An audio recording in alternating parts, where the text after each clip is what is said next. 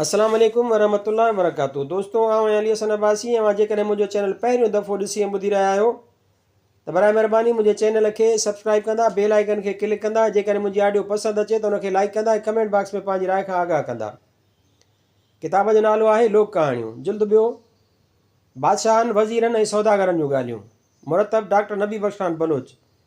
छपाईंदड़ सिंधी अदबी बोर्ड, जामशोरो सिंध। छापो 5 जनवरी 2014 ईस्वी।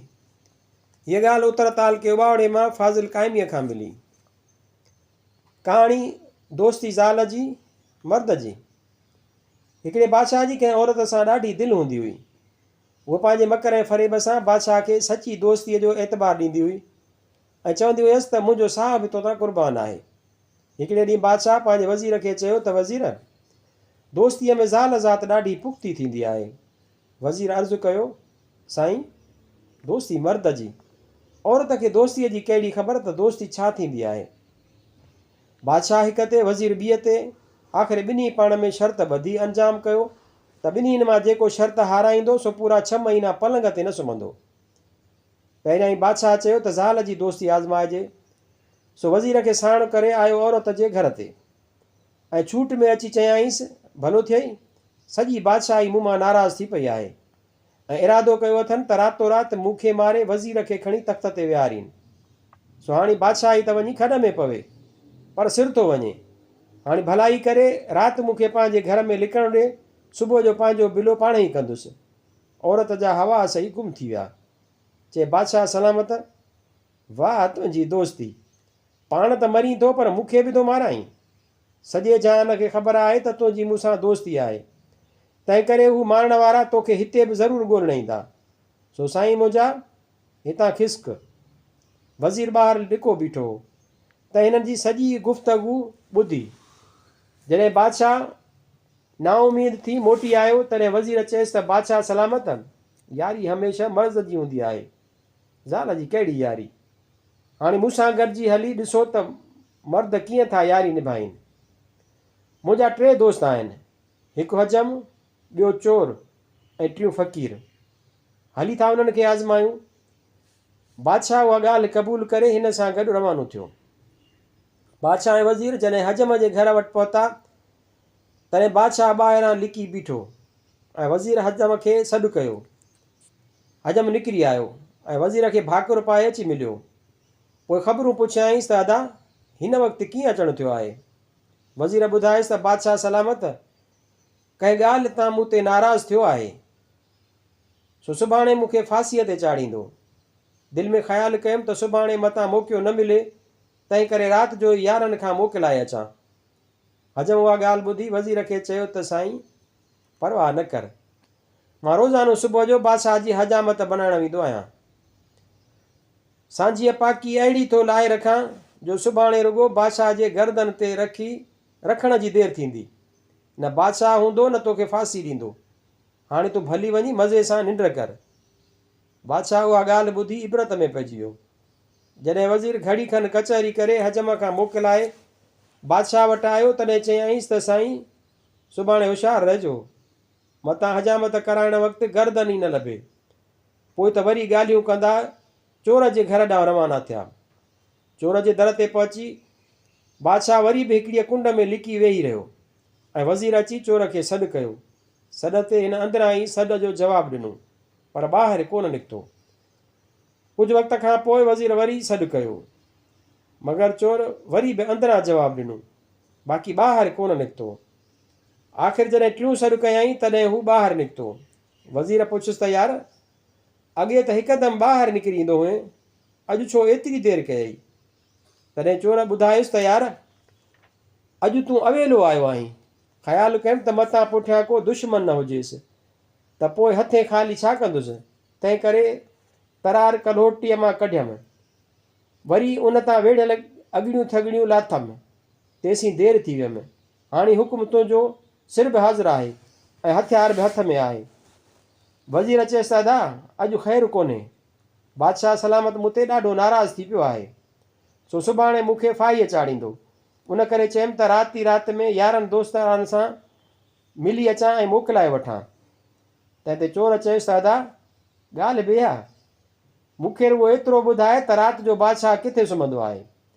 राति में तो सिर उॾाए अचांसि, पोइ सुभाणे न को हूंदो न की तोखे माराईंदो। हाणे वञी बेखुटको थी सुम्ही रह। वज़ीर चोर खां मोकिलाए जॾहिं बादशाह सां मिलियो तॾहिं चयाईंसि त बादशाह सलामत, राति जो ख़्यालु करे सुम्हिजो। चोर आहे मुंहिंजो दोस्त, मुड़ंदो बि न कोन। उतां उथी ॿई ॼणा बाक़ी 3 दोस्त खे आज़माइण लाइ रवाना थिया। जॾहिं फ़क़ीर जे उतारे वटि पहुता तॾहिं बादशाह वरी बि हिकिड़ी कुंड झले बीही रहियो। वज़ीर वञी फ़क़ीर खे सॾु कयो। हू सर ते कलंदरी ॾंडो कच्छ में करे ॿाहिरि निकिरी आयो। वज़ीर खे दर ते ॾिसी पुछियाईंसि त वज़ीर ख़ैरु त आहे? हिन वक़्तु अॼु कीअं निकिरी पियो आहीं?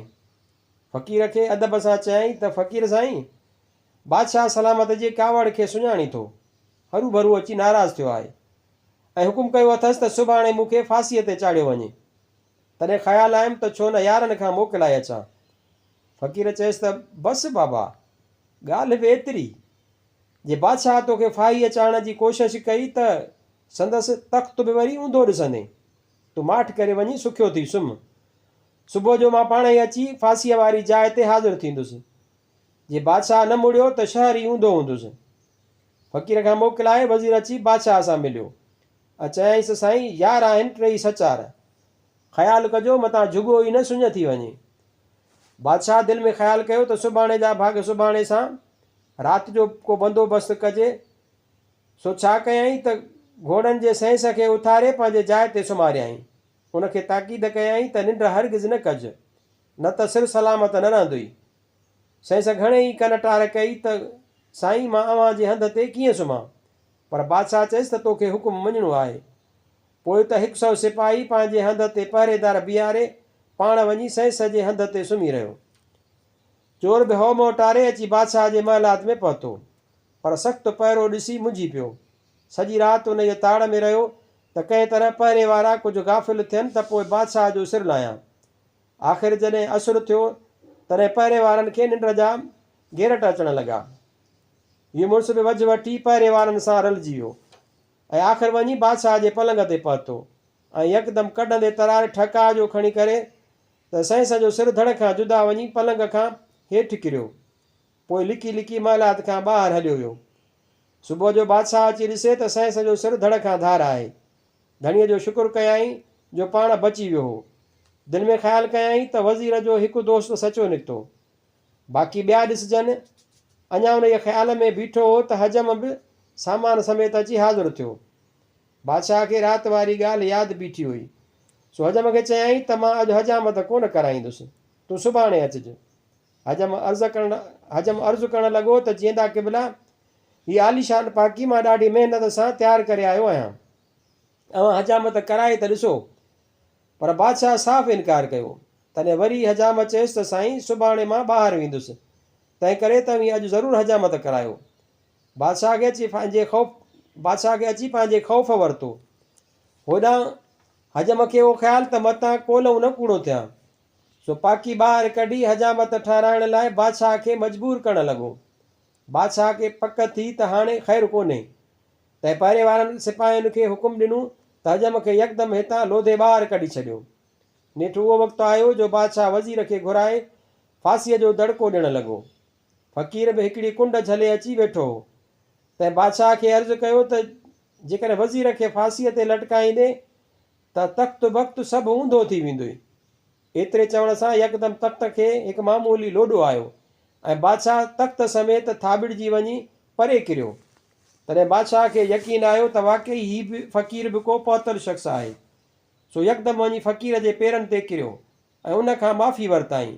पोइ वज़ीर खे घुराए चयाईं त बेशक तुंहिंजा दोस्त सचा आहिनि ऐं दोस्ती बि वाक़ई मर्द जी, ज़ाल जी यारी बेएतबार आहे। पोइ वज़ीर जे दोस्तनि खे घुराए ॾाढा इनाम इकराम ॾेई ख़ुशि कयाईं ऐं पाण बि उन्हनि सां दोस्ती ॻंढियाईं। तंहिंखां पोइ उन औरत खे घुराए तमामु बेइज़तो करे शहर निकाले ॾेई कढी छॾियाईं। अहिड़ीअ तरह वज़ीर शर्त खटी, जंहिं करे अंजाम मूजिबि बादशाह पूरा 6 महीना पलंग ते न सुतो।